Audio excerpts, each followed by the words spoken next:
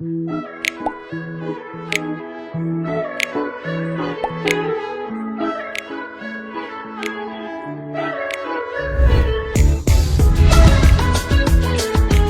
guys, welcome back. I should welcome myself to the vlog. It's been a long while.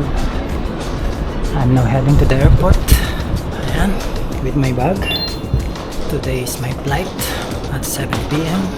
And I will use the Riyadh Metro to go to Terminal 5. Sana samahan niyo ko sa journey ito. I'll go for international flight. Going to where? Siyempre, Manila.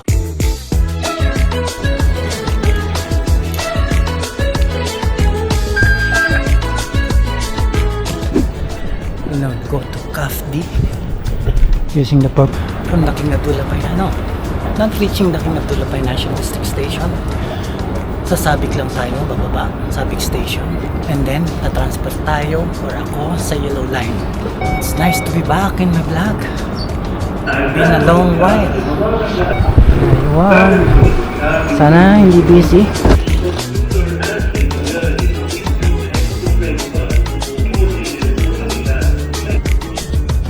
From here sa Granadia Station, ito lang naman ang meron dito, Purple Line. Then mababa ako sa Sabic Station. That is bound to CAFD. Okay ba? Nagpa-vlog ka pala eh. Ako kasi minsan lang isang taon yata ako makapag-vlog. Mall. Mainam. Saang platform ba? Facebook o ano? Sa Facebook. CAFD. It's time. Masakay ngayon ako sa train bound to CAFD. There you are. Sana hindi masyadong crowded.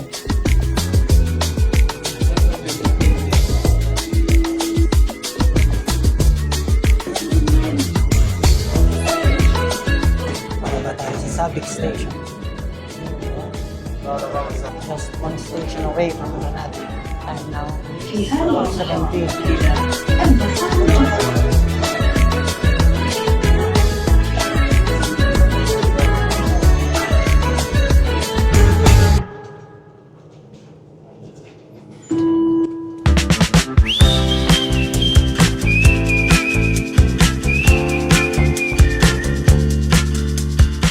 Ang destination ko ay Terminal 5. Hi, can you use? Thank you.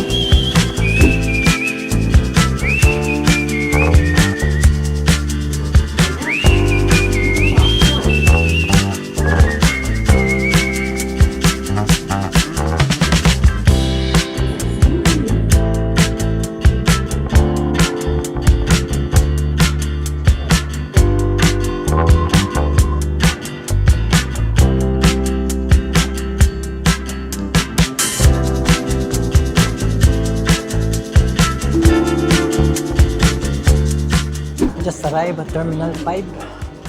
First time ko dito. First time, Terminal 5. Normally kasi in the past ay domestic airlines lang po. Para sa domestic airlines lang. Ngayon pati international na. Especially yung foreign airlines. Let's go.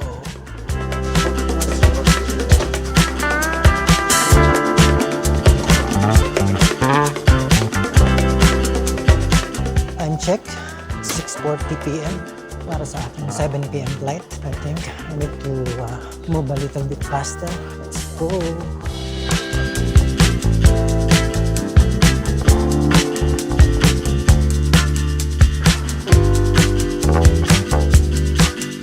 Terminal 5. Okay.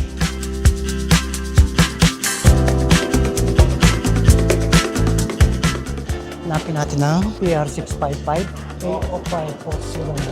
Paano ba ang numbering nito? Philippine Airlines, sir. There, ha? Thank you. Palubag naman. Mabilis na. Ayun eh. Airlines, PR655. Done checking my luggage. And then, papunta ngayon ako sa immigration section. Sabi nyo, left. Straight and then left. Tapos na sa Smart Gate. I-scan ko ang aking boarding pass. Copy nga, go through Luciano. And then, ito yung immigration. Ayun na nga, ang bilis ng pangyayari. From the immigration, nandito naman ako, patungong boarding gate. Mabilis lang naman. I-scan lang yung thumb. 2 thumbs. Right hand, yung hinlalatuba, at saka yung hinlalaki. Ni-scan yun para ma-scan yung re-entry visa mo kung meron ka. Kung wala kang re-entry visa, final exit visa considered yun. Kaya dapat talaga be watchful dun sa kung anong visa ang meron ka. Be mindful pala. Be mindful kung anong visa ang meron ka. Dito sa Saudi, sponsorship principle pa rin. Ang sponsor mo magbibigay sa'yo ng re-entry visa o final exit visa. Hindi ka pa makakapag-acquire by yourself. Kaya kung sponsor mo yung parents mo, yes, sila. Meron silang control over your visa. Pero kung ang sponsor mo ay establishment or employer, yung employer mo magbibigay sa iyo ng karampatang visa. Okay? Visa naman, yung visa validity, dapat within the period of your vacation ang ending or ang expiration date ng yung visa. Usually, binibilang yun sa araw mula sa araw ng pag-alis mo sa Saudi Arabia hanggang sa pagbalik mo. Dito na ngayon ako sa security check ng hand luggage. Sana hindi walang problema sa camera. Tingnan natin kung saan gate ang 509B, 507B. Naman din, malaki pa ng Terminal 5. Naasahan ko to. Mababa lang yung building at gagamit pa ng bus para makarating sa aeroplano. Hindi pala.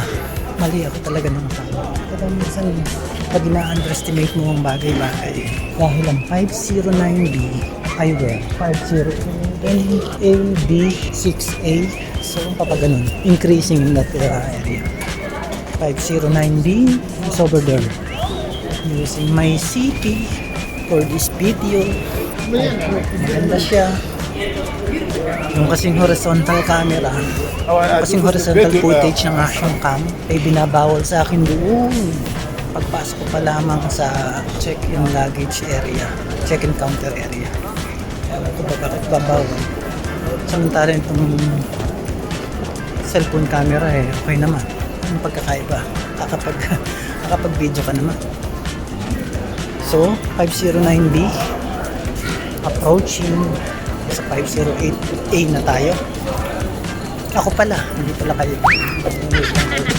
Ayun, 509B.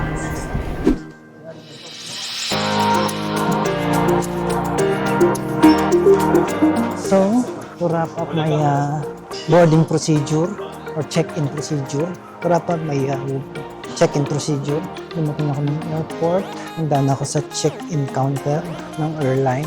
Then, pupunta ako ng immigration. Sa immigration security, ay biometric print ako para ma-register ang aking exit. Ma-counter check ang aking re-entry visa. Valid naman. Nandito ngayon ako sa duty free, kung tawagan nila.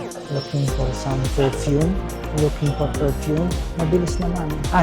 After the immigration, ay ang security check ng aking hand carry luggage. And then, nandito na ngayon ako sa duty free. Yung kanilang boutique area kung saan ang perfume ay nagsa. Marami.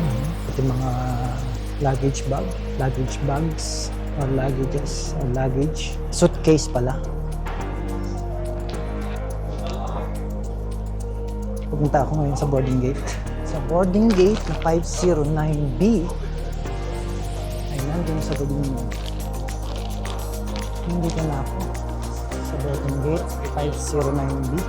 Mayroon siyang boarding bridge.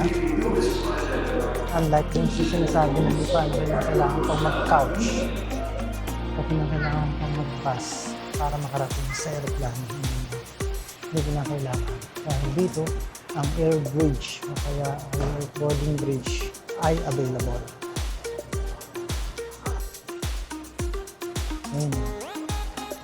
Ayan po. Ito po yung airline na gagamitin. Aeroplano, airplane, o aircraft na gagamitin.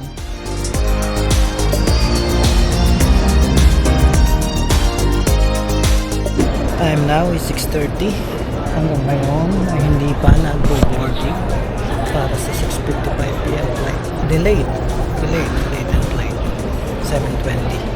Ang boarding pala ay 6:55, pero hanggang ngayon ay hindi pa naka-board. So, kung at least 1 hour delayed ang flight.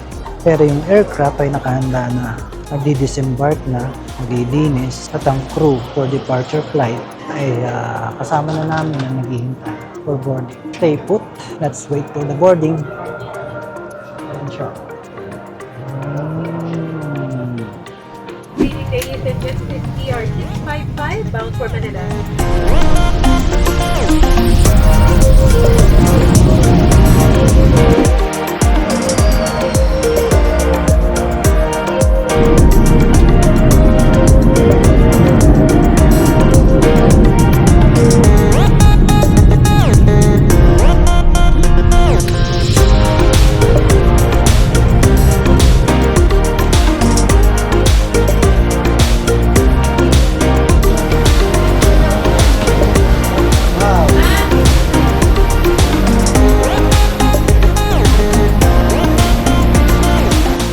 Just arrived at Naiya Terminal 1. Punta ngayon ako sa immigration para sa clearance and registration. Delay ng 1 hour ang aming arrival.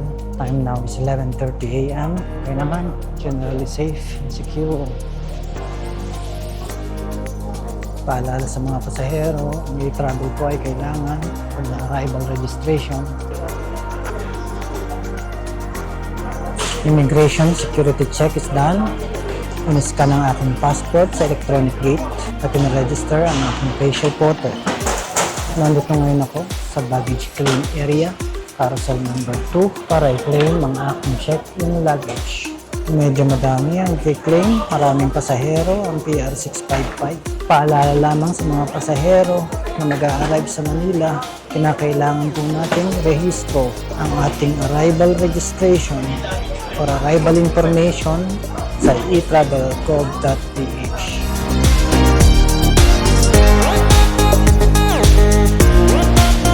Kakatapos lang na makuha ang aking baggage sa baggage claim area. Nandito na ngayon ako, palabas ng airport.